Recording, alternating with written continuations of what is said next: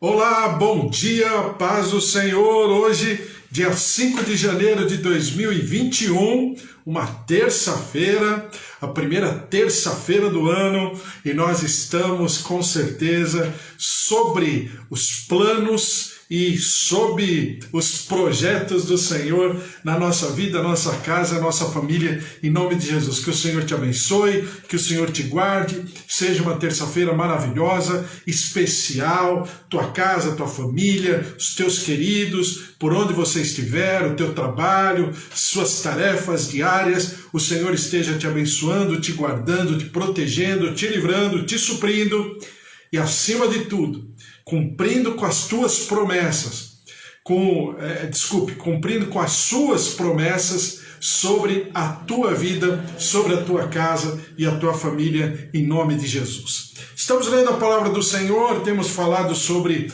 o livro de Mateus, um homem, né, que até então era chamado de um cobrador de impostos, né, um publicano, e por ser um publicano, Mateus era um homem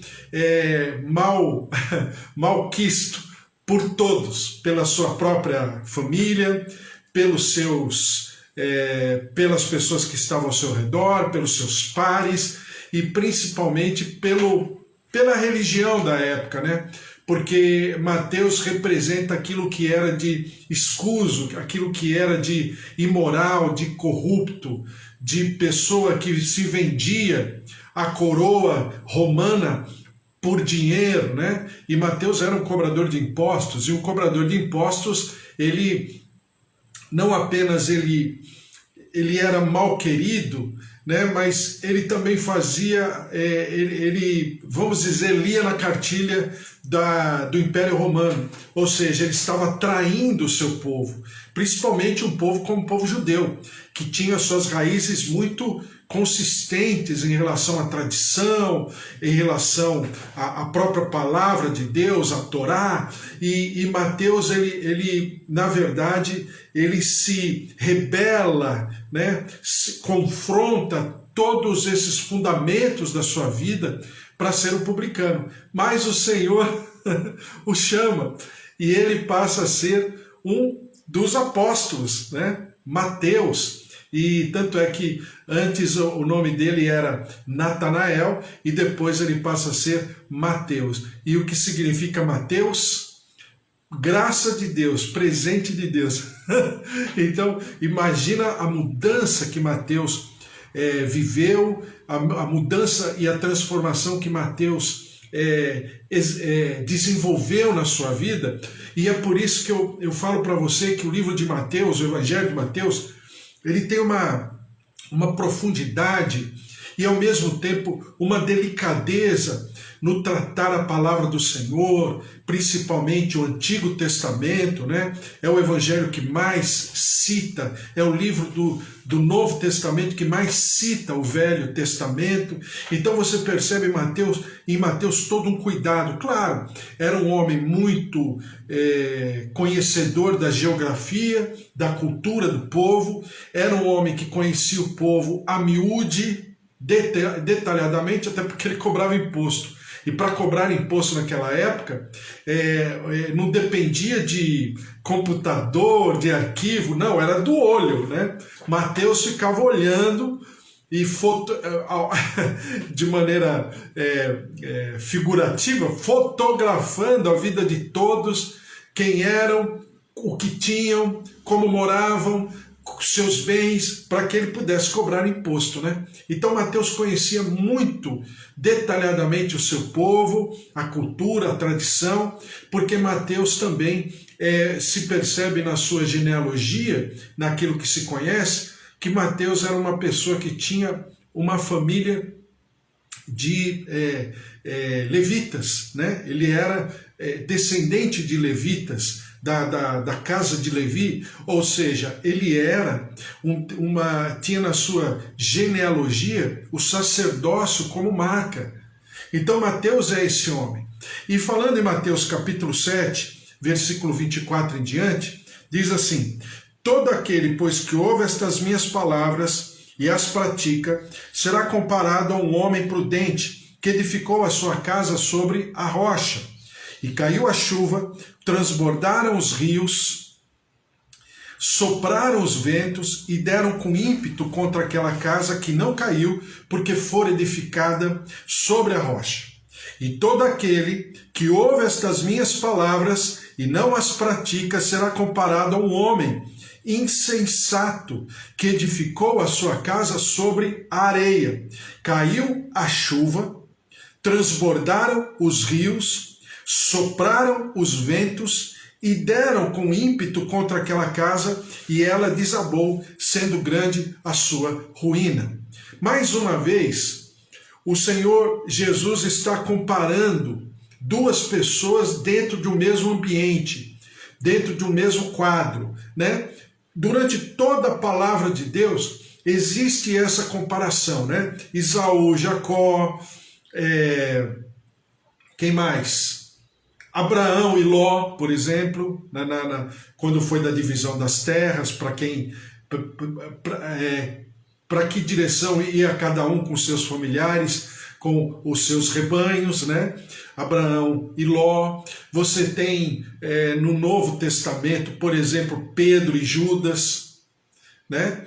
Você tem você tem sempre esse olhar de Deus, e ao mesmo tempo de maneira didática, pedagógica, nos mostrando os detalhes dessas pessoas, da vida dessas pessoas, seus erros, suas falhas, suas quedas, né? Mas também mostra muito bem o que aconteceu quando se levantaram, quando se propuseram a viver o plano de Deus para suas vidas.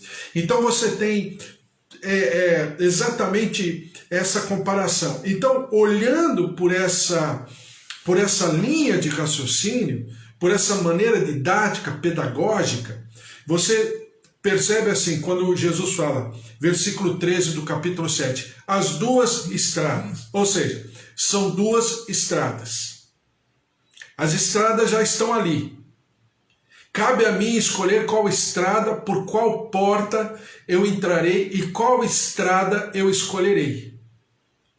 Depois diz assim, os falsos profetas, ou seja, em outras palavras, existe o profeta, o verdadeiro profeta e o falso profeta, né? Ambos expressam, entre aspas, a palavra de Deus, né? Por quê? Porque o Senhor fala, acautelai-vos dos falsos profetas que se vos apresentam disfarçados em ovelhas, mas por dentro são lobos roubadores. Por quê? Porque falam, mas não praticam. Esses são os falsos profetas. Significando que tem o verdadeiro profeta. Quem é o verdadeiro profeta? Que fala e pratica. Esse é o verdadeiro profeta. Por quê? Porque fala com baldrame, fala com fundamento. Então esse é o verdadeiro profeta. Bom dia, Marcelo. Deus abençoe. Bom dia, Eva, também. O Senhor esteja sobre a tua vida.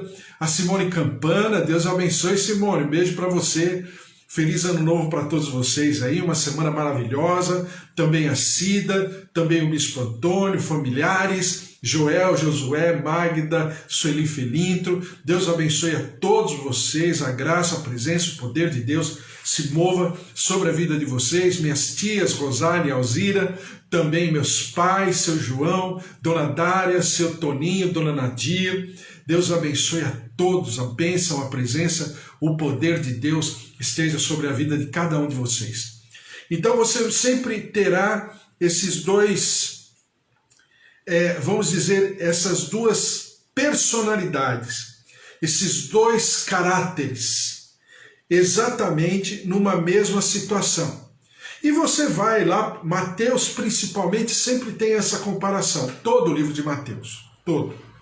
E muitas vezes o Senhor Jesus faz esse corte entre um e outro, o que um fez, né, em detrimento daquilo que o outro fez. Qual é o resultado do primeiro e qual é o resultado do segundo. Então, quando você vai lá Lá no final de Mateus, que a gente vai chegar lá ainda, quando a gente vai lá para o final de Mateus, você tem no chamado Apocalipse de Mateus, né? Que são as palavras de Jesus sobre os últimos acontecimentos, são palavras escatológicas de Jesus. Alguns chamam até de o Apocalipse de Jesus. Você percebe o quê? Que chega um momento que ele fala: estarão dois numa cama, estarão dois no campo, né? Um será levado e outro ficará.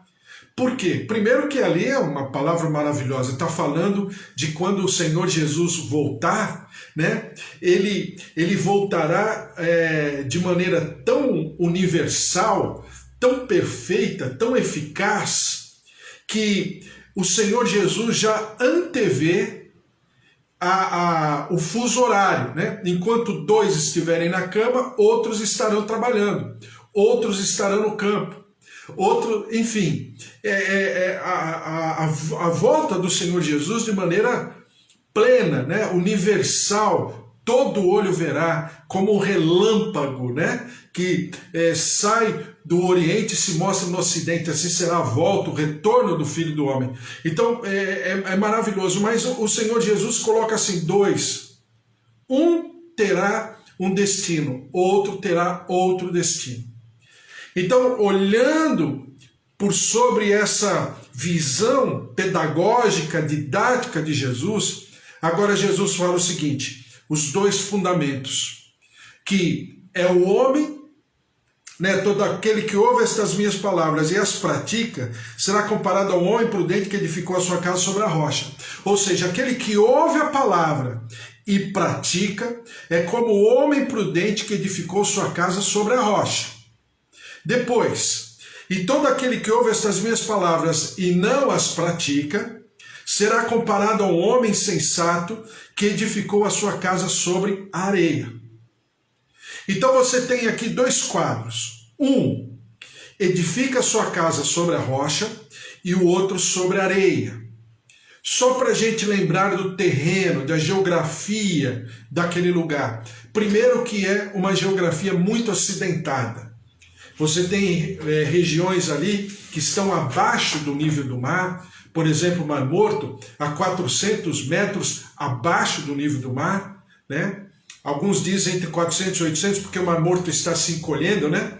Chamado as bolainas, né? E quem são as bolainas? São os buracos que estão acontecendo dentro do Mar Morto, está minando água potável. Inacreditável. É o cumprimento da palavra do Senhor, da visão de Ezequiel, ipsis literis. Está acontecendo para todo mundo ver, né? Então você tem o Mar Morto a entre 400 e 800 metros abaixo do nível do mar, e você tem, por exemplo, Jericó ou Jerusalém, que está 400, 500 metros acima do nível do mar. Então você tem uma região muito acidentada. Segunda coisa, a areia faz parte da visão panorâmica, geográfica daquele lugar. E também as rochas, as pedras. Então, tanto é que você percebe nos milagres que acontecem na palavra de Deus, não era muito incomum pessoas cegas. Por que pessoas cegas? Porque existe um vento em dado momento do dia muito forte. E por ser uma região arenosa, de um terreno arenoso, rochoso, mas também arenoso, aquela poeira vai batendo nos olhos. Então não era muito difícil ter numa família 2 ou 3 até pessoas cegas ou quase cegas, né? Exatamente por causa da região, por causa da geografia do lugar. Então, o que o Senhor Jesus está falando sobre duas pessoas que edificam as suas casas, uma sobre a rocha e outra sobre a areia? A impressão que a gente tem, até algumas figuras, imagens que a gente tem de desenhos de filmes, é que a pessoa edificou a sua casa sobre a areia completa, como se estivesse edificando sua casa sobre a praia do mar. E não é verdade, né? Isso aí não é, isso aí é muita irresponsabilidade, é muita. Jesus não está falando isso, porque essas duas pessoas estão ouvindo a palavra. Essas duas pessoas têm consciência, têm uma sanidade mental. É óbvio que ninguém vai construir, né, racionalmente falando, sobre uma areia de praia. Não é essa figura. Mas é sim, aquele que vai edificar a sua casa e não tem a paciência e perseverança de cavar, até encontrar a rocha. Me entendeu? Aí que está a figura mais próxima daquilo que se entende que Jesus está falando. O que é? É que realmente a pessoa tem que cavar, e cavar, e cavar. E quando encontra a rocha, não é apenas encontrar a rocha e parar. A partir do terreno rochoso, a pessoa vai ter que criar um fundamento.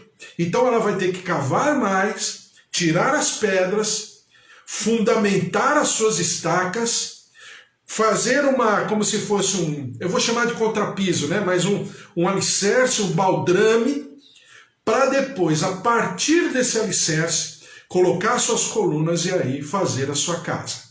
Então, dentro da construção, é o mínimo que uma pessoa faz.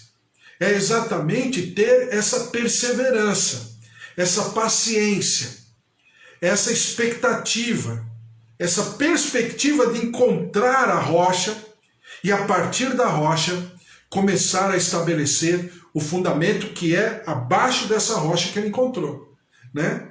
Porque não adianta nada encontrar a rocha e fazer o fundamento da rocha para cima, não. Encontrou o terreno rochoso, aí vai ter que cavar até que tenha, né? Dizem que aquilo que é colocado para cima, da linha, né? Do piso para cima, geralmente é da linha do piso para baixo também. Na maioria das vezes é praticamente a mesma altura, né? O mesmo comprimento, tanto da coluna para baixo como da coluna para cima. E é exatamente isso que Jesus está falando. E só que aquele terreno é rochoso. Aquele terreno dá muito trabalho. São rochas impressionantes. Não é todo o terreno que dá para cavar, porque tem terreno que pode ser a broca mais moderna que tiver, não vai conseguir furar a rocha. Então você tem que trabalhar o terreno, cavar, ver se encontra a rocha. Visto isso, ainda tem a segunda parte, que é colocar os alicerces, os fundamentos, para depois levantar um prédio, um edifício, uma casa. Então o que o Senhor Jesus está falando é exatamente isso. É essa capacidade de ouvir a palavra, desenvolver a palavra no seu coração, no seu interior, estabelecer uma conexão dessa palavra com a sua vida, ou seja, contextualizando, e a partir daí estar completamente alicerçado sobre a palavra. E quem é a palavra de Deus é o próprio Senhor. Veja só o que diz a palavra do Senhor aqui. Eu anotei aqui para ficar mais fácil. Diz assim,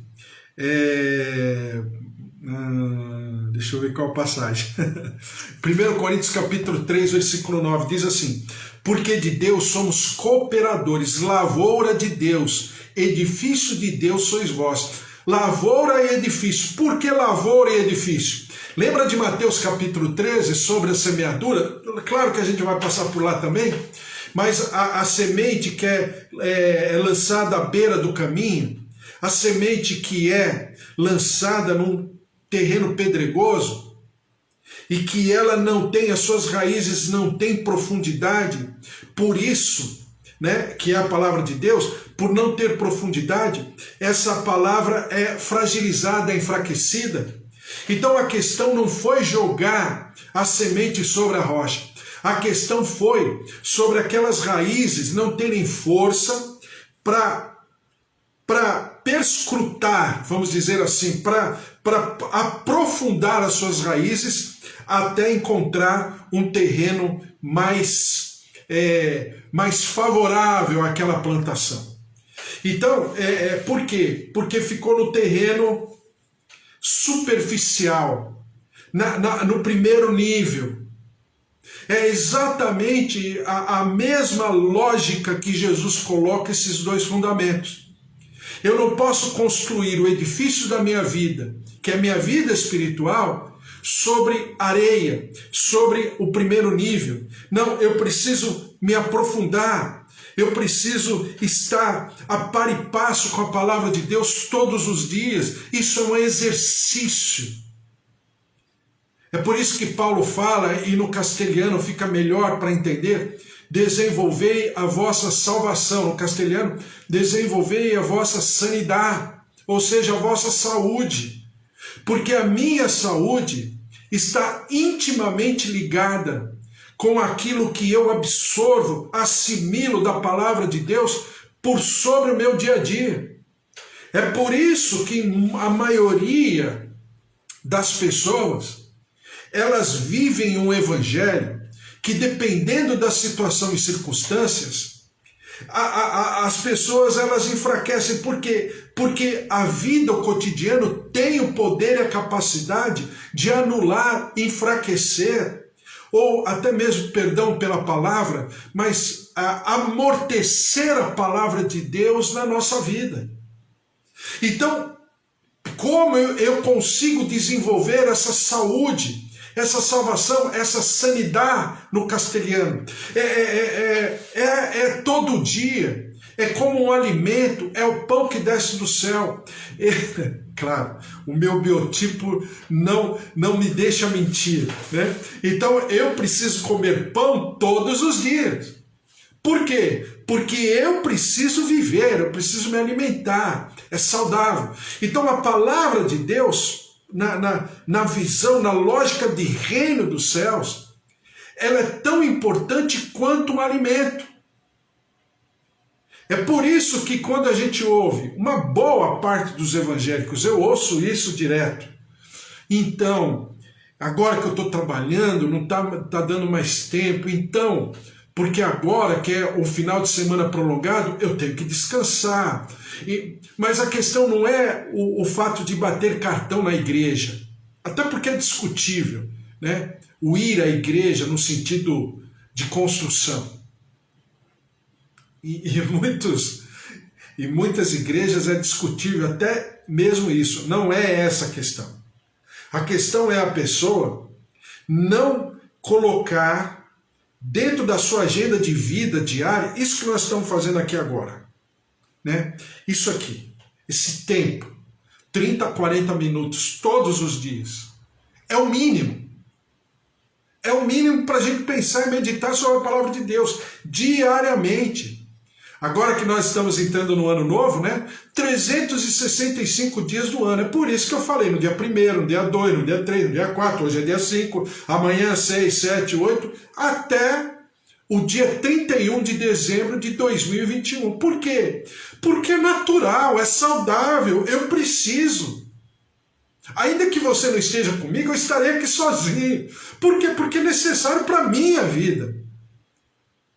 E quando nós meditamos juntos em comunhão, na nossa sinagoga, na nossa comunidade virtual, então isso é necessário, porque eu preciso realmente entender a palavra e exercitar, desenvolver o ambiente, a história, o contexto, a linha de raciocínio de toda a palavra de Deus. É o que eu estou fazendo aqui.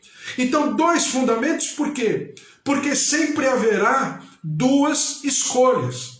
Sempre haverá uma alternativa, ou um ou outro. E não é fácil. E eu estou falando para você novamente, não é fácil fundamentar a nossa casa sobre a rocha. Porque não é pura e simplesmente olhando o terreno daquela região, né? Não é pura e simplesmente achar um lugar rochoso e falar, eu vou edificar minha casa. Não adianta nada. Vem a tempestade, vem a chuva, vem o vento. Se a minha casa não estiver fincada, não sobre a rocha superficialmente, mas fincada num buraco, numa escavação feita naquela rocha, de nada vai adiantar. Tanto faz areia como rocha. A questão não é essa, a questão é a quantas andam os fundamentos do evangelho que eu tenho na minha vida, que eu vivo, que eu absorvo, que eu transmito, que eu expresso, que eu transbordo. Aí vem uma pandemia, né, que não é fácil. Vem uma economia de guerra, que não está sendo fácil para ninguém. E aí você vê as pessoas superficialmente falando, quando não estão mais envolvidas pelas más notícias, pelo jornalismo de ocasião, que para mim é um grande instrumento de enfraquecimento da fé, né? Por uma série de razões. Então você vê um monte de coisa, ou então você vê o outro lado, o negativismo. Não, porque aqui pode vir, porque aqui a pandemia... Opa! Espera um pouquinho. O Espírito Santo que age em mim, que se manifesta em mim e que transborda em mim, é um ser equilibrado. Calma. É como a casa fundamentada sobre a rocha. Veja o que diz Lucas. Primeiro eu vou terminar de ler aqui 1 Coríntios, capítulo 3, que eu não terminei, né? Porque de Deus somos cooperadores, lavoura de Deus, edifício de Deus sois vós. Ou seja, somos uma plantação, somos uma lavoura, que diz aqui não apenas a plantação, mas a terra onde a semente está sendo plantada. Segundo a graça de Deus que me foi dada, lancei o fundamento como prudente construtor, e o outro edifica sobre ele. Porém, cada um veja como edifica, porque ninguém pode lançar outro fundamento além do que foi posto, qual é Jesus. Ou seja, a nossa rocha, o nosso fundamento se chama Jesus Cristo. Somos cristocêntricos, tá? Porque ninguém pode lançar outro fundamento. Contudo, se o que alguém edifica sobre o fundamento é ouro, prata, pedras preciosas, madeira, feno, palha, manifesta, se tornará a obra de cada um, pois o dia a demonstrará. O dia com D maiúsculo, né? Por que o dia? Que dia é esse? O futuro. Algo que aos olhos humanos não tem como prever, não tem como mensurar, que é exatamente o que Jesus deixa muito bem claro em relação a esses dois fundamentos. O que é claro aqui? Que haverão intempéries, que haverão ventos, que haverão tempestades, né? Que haverá, né, situações climáticas, situações que não estão previstas, que eu e você não podemos prever, não temos como prever.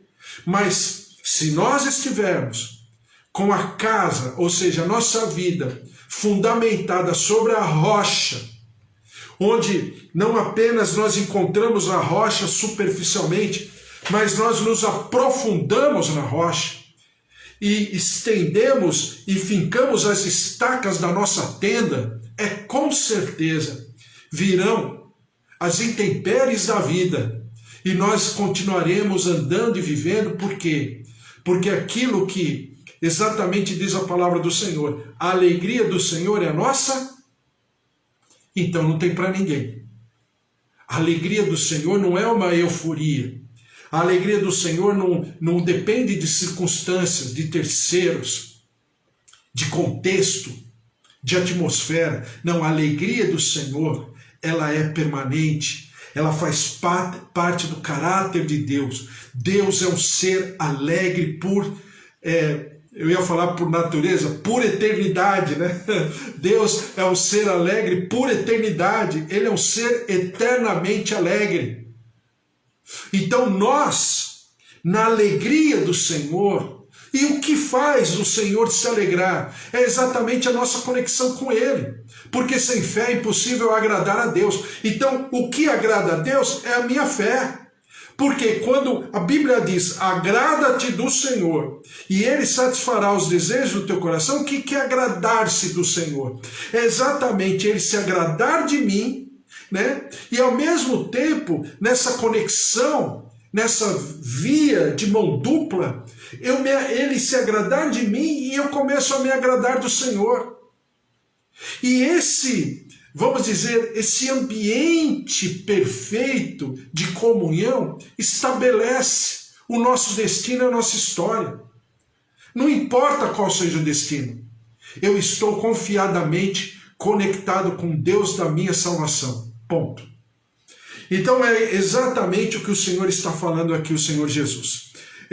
Eu quero ler rapidamente o que está escrito em Lucas, o mesmo tema, mas no Evangelho de Lucas, né? Enquanto Mateus é temático, Lucas fala do Jesus, homem perfeito, Messias, né? Que deveria vir e veio. Então ele fala do homem perfeito.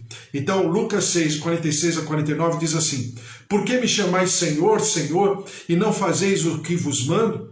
Todo aquele que vem a mim e ouve as minhas palavras e as pratica, eu vos mostrarei a quem é semelhante. É semelhante ao homem que, edificando uma casa, cavou. Olha só o que Lucas faz.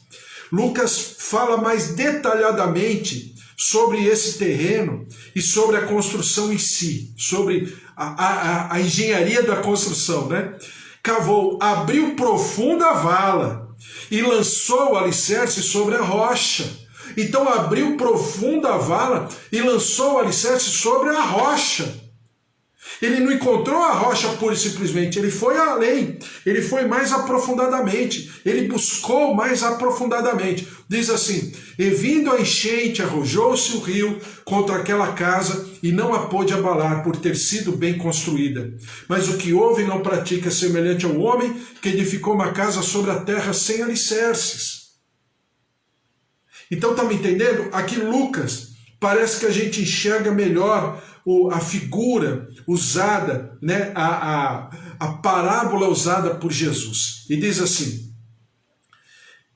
o homem que edificou uma casa sobre a terra sem alicerce, arrojando-se o rio contra ela, logo desabou. Por que o homem ele construiu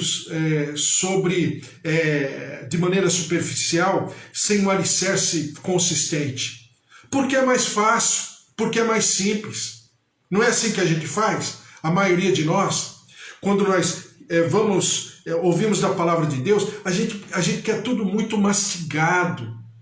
A revelação ele que tem. Ele precisa ter a revelação, porque eu preciso da revelação de hoje, de amanhã. Eu sou muito circunstancial.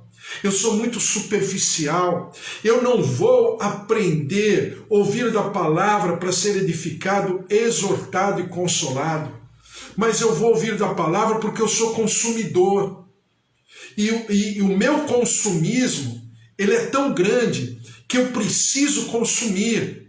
Então eu preciso de uma palavra revelada, uma palavra pronta, e que por causa dessa palavra eu alcance os meus objetivos. Pronto. De resto é resto. Eu não tô querendo me envolver. Eu não quero ir muito além disso. Então as pessoas, elas não vão num culto, elas vão num evento. Elas vão numa, como é que chama? Quando a gente coloca entretenimento. Elas vão no entretenimento, né? Então, daqui a pouco, ir num evento, no entretenimento, num culto, ou no teatro, ou no cinema, dependendo da fita, dependendo do show, dependendo da peça, é praticamente a mesma coisa. Não, a minha relação com Deus transcende muito, mas e muito tudo isso. Porque a minha relação com Deus, ela precisa ser pontuada todos os dias. Não é um evento de uma semana, uma vez por mês, 2 vezes por mês. Tem gente que vai uma vez por mês e olhe lá, se der tempo, se não estiver cansada, se não estiver chovendo, se não for feriado prolongado, se não for, enfim, uma série de coisas. Então, e quando eu falo ir, eu estou só numa figura de linguagem, tá? porque nós aqui estamos num ambiente de igreja também. Então, o que significa isso? Significa que é aquilo que eu falei para você na semana passada. Falso profeta ensina um falso evangelho e gera falsos evangélicos. Por causa disso. Porque eu não estou preocupado em viver, em aprender, desenvolver. Eu não estou preocupado em ser exortado, ser confrontado pela palavra, como lá no Oriente as pessoas fazem, né? Coreia, Japão, China, para os evangélicos, o pessoal de Singapura, né? Acaba o culto, não tem louvor de gran finale, né? Acabou o culto, todo mundo abaixa a cabeça e fica pelo menos uns 5, 10 minutos no mínimo, meditando na palavra. Aliás, meditar por oriental não é relaxar, tá? Essa figura de meditar, relaxar, essa é a visão ocidental. Para o oriental, meditar significa estar em contrição, né? Em outras palavras, estar no momento introspectivo. É diferente, né? Não é relaxar. Eu vou meditar, vou relaxar. Não é isso. Então eles meditam e eles têm isso como uma questão, uma condição sine qua non. E aí depois cada um vai para sua casa. Então eu preciso trabalhar essa palavra de Deus, como Jesus está me ensinando aqui, para que eu não incorra em construir a minha casa, como diz Lucas, sem alicerce. A questão não é apenas o terreno no sentido de ser mais areia ou menos areia, mais rocha ou menos rocha. A questão é a quantas andam, qual é o comprimento do fundamento que está, né, no terreno pedregoso, a quantas andam esses meus fundamentos que eu estou edificando a minha tenda ou a minha casa espiritual, como diz Paulo. Amém? Vamos orar, colocar diante do Senhor a palavra do Senhor e tudo aquilo que é bom, perfeito e agradável. Marcelo, um beijo, Deus abençoe. Simone, um beijo para você, sua casa, sua família, Silvana também. A presença, o mover do Senhor sobre a vida de vocês, todos vocês. Kátia, Sônia, o Senhor te abençoe. Joel, Josué, familiares, a presença e o mover de Deus esteja sobre todos. Vamos orar pela Cíntia. A Eva estava falando, a gente estava orando ontem, né? A Cíntia está indo para uma cirurgia, possivelmente já deve estar no processo já da cirurgia, né? Estaremos orando, colocando diante do Senhor. Amanhã a gente fala mais um pouco, em nome de Jesus. Senhor, nosso Deus, nosso Pai, em nome de Jesus nós colocamos as nossas vidas, nossas casas, familiares, os nossos queridos, diante da Tua presença, do Teu altar. Derrama-te, ó Deus, sobre os nossos avós, nossos idosos, tios, pais, marido, esposa, filhos. Senhor, em nome de Jesus, netos, sobrinhos, todos aqueles que fazem parte da nossa vida, da nossa família, da nossa casa, para que nós, Senhor, sejamos inspiração, referência, como Paulo diz, imitai-vos, né, a mim, assim como eu imito ao Senhor. Então que nós sejamos essa referência, esse porto seguro, sobre aqueles que estão ao nosso redor, vivendo o Evangelho de fato, o Evangelho eterno, o Evangelho poderoso, um mover de cura, de restauração, nossa casa, nossa família, nossos queridos, para que tenhamos realmente um ano de 2021 maravilhoso, especial, onde as Tuas promessas se cumprirão e acharão no nosso coração um clima, um ambiente para se manifestar em nome de Jesus.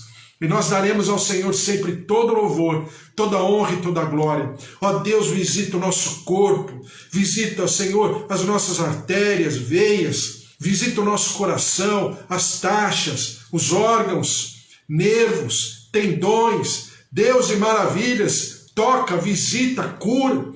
Nós te clamamos pela Cíntia, Deus de poder, de maravilhas. Toca, visita agora a Cíntia nessa sala de cirurgia, médicos, manipulação, remédio, toda a estratégia de cirurgia, tudo aquilo que for feito, nós colocamos diante do teu altar. Toca, visita, restaura, cura a Cíntia em nome de Jesus, e nós daremos ao Senhor sempre todo louvor, toda honra e toda glória. Derrama-te, ó Deus, sobre o nosso país, sobre o nosso Brasil. Estamos vivendo um período de infecção, uma situação, ó Deus, agentes públicos se corrompendo, suborno, deixando o povo ao léu, à deriva. Deus, como está acontecendo lá no estado do Amazonas, e situações também do outro lado, um povo, pessoas que não estão entendendo a responsabilidade do momento, a seriedade do momento. Por isso, ó Deus, derrama-te. Cura a nossa terra, liberta o nosso povo, perdoa o nosso pecado, a nossa transgressão, a nossa iniquidade. Vem, derrama-te, toca, visita a nossa nação, a nossa pátria, e nós daremos ao Senhor sempre todo louvor, toda honra e toda glória, porque o Senhor é Deus, o Senhor é aquele que é a nossa rocha eterna, Jesus Cristo, o autor e consumador da nossa fé, em nome de Jesus. Amém? Que o amor de Deus Pai, a vida vitoriosa em Jesus Cristo e as consolações do Espírito Santo da promessa estejam sobre a tua vida, a tua casa, a tua família, e que ninguém possa te resistir, porque você carrega no bojo do teu ser, nas profundezas do teu coração, do teu sentimento, a rocha eterna, Jesus Cristo, o autor e consumador da tua fé, em nome de Jesus, porque se Deus é por nós, quem será contra nós? Se o Senhor é o nosso pastor, de nada nós teremos falta. Até amanhã, uma terça-feira maravilhosa, um dia muito especial. O Senhor esteja sobre a tua vida, as tuas tarefas, e amanhã às 10 horas estamos de volta. Um beijo para você, valeu, tchau, tchau.